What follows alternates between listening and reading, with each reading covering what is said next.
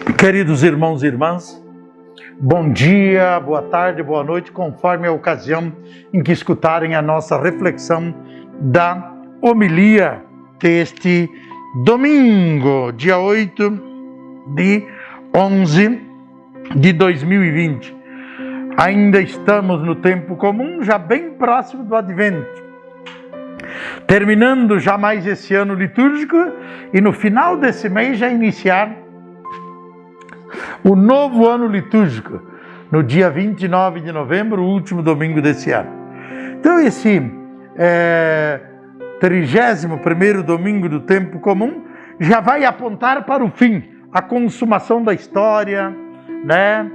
Uma exortação à vigilância, uma exortação ao fim dos tempos, ao fim da vida, ao fim do mundo e a preparação para a chegada do Senhor, porque não sabemos nem o dia e nem a hora.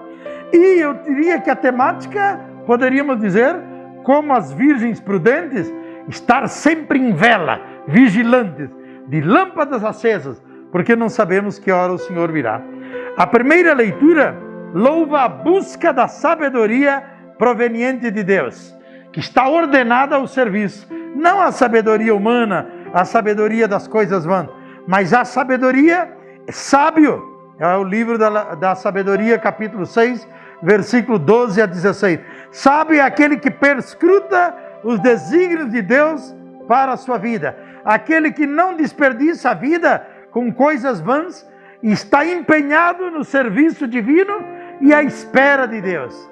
Na linguagem bíblica do Antigo Testamento, a cristandade entendeu que a sabedoria é identificada com o próprio Cristo, que é a sabedoria na sua plenitude. Vamos pedir sabedoria para esse mundo, para esses tempos difíceis, esses tempos de pandemia, para que possamos nos disponibilizar e acolher e pedir a sabedoria para iluminar a nossa vida. Na segunda leitura da carta de São Paulo aos Tessalonicenses, capítulos 4, versículos 3 a 18, São Paulo vai exortar que a vida terrena não termina no vazio, mas a história terá sua plenificação em Cristo. A história já foi cristificada. Deus entrou na história através de Cristo. Por isso que a história ela é profana e ela é sagrada. Por isso que Cristo virá uma segunda vez para concluir a história humana. O povo de Tessalônica tinha uma ideia de uma segunda vinda iminente, né? Então, a morte nos introduzirá nas núpcias eternas. A morte não é o fim de tudo, mas é o início do encontro na eternidade com Deus, já que pelo batismo nós recebemos a imortalidade. O Evangelho apresenta o início do 5º sermão e último do Evangelho de Mateus, que nos acompanhou o ano inteiro. Terminamos agora há pouco o sermão eclesiológico sobre a igreja, o 4º. E agora já vimos, né, o sermão da montanha, o sermão do reino, o sermão das parábolas, o sermão eclesiológico sobre a igreja. E agora o sermão escatológico, o capítulo 25 de Mateus. O que é o sermão escatológico? Que trata sobre o final dos tempos, a consumação da história, o final da vida, né? O escatom são as ultimidades, céu, inferno, purgatório, vida eterna, vida além da morte. O Evangelho, ele se encaixa bem no ambiente dos últimos domingos do ano litúrgico. Sob a figura de núpcias, de festa, de celebração, apresenta as relações entre Deus e o homem. O Filho de Deus desposou a humanidade, pegou a humanidade como noiva, como esposa, ao encarnar-se.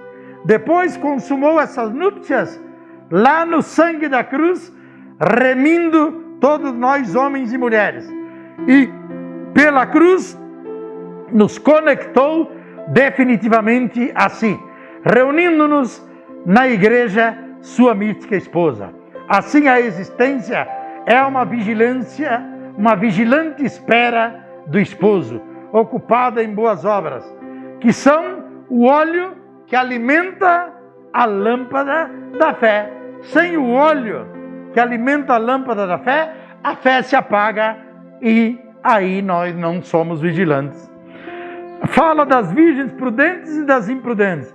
As virgens prudentes são aquelas pessoas preparadas, previdentes, atentas aos sinais do tempo. O que é atentas aos sinais do tempo? Leem os sinais da história, interpretando à luz a palavra de Deus.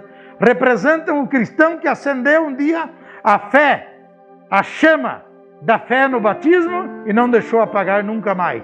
E continua alimentando sempre essa fé com a oração, a participação dos sacramentos e continua ainda hoje fiel a Deus, sempre atento à segunda vinda de Cristo.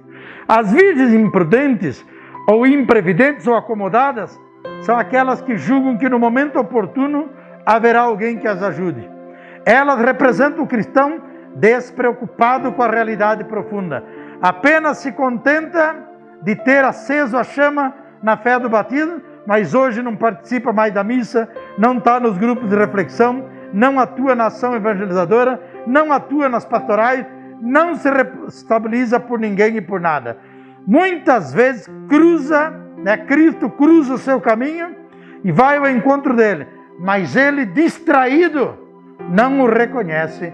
Então, queridos irmãos e irmãs, o convite para esse 31º domingo do tempo comum, já próximo do advento do novo ano litúrgico, é estar em vela, estar vigilante, estar desperto, não deixar a chama do batismo apagar, estar de lâmpadas acesas.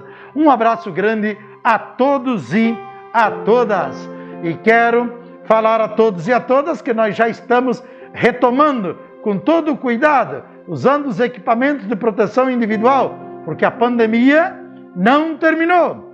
Estamos retomando todas as pastorais, estamos revitalizando e requalificando o CAEP, o CPP, e aos poucos retomando toda a atividade pastoral naquilo que é possível, nas 4 comunidades que compõem a nossa paróquia.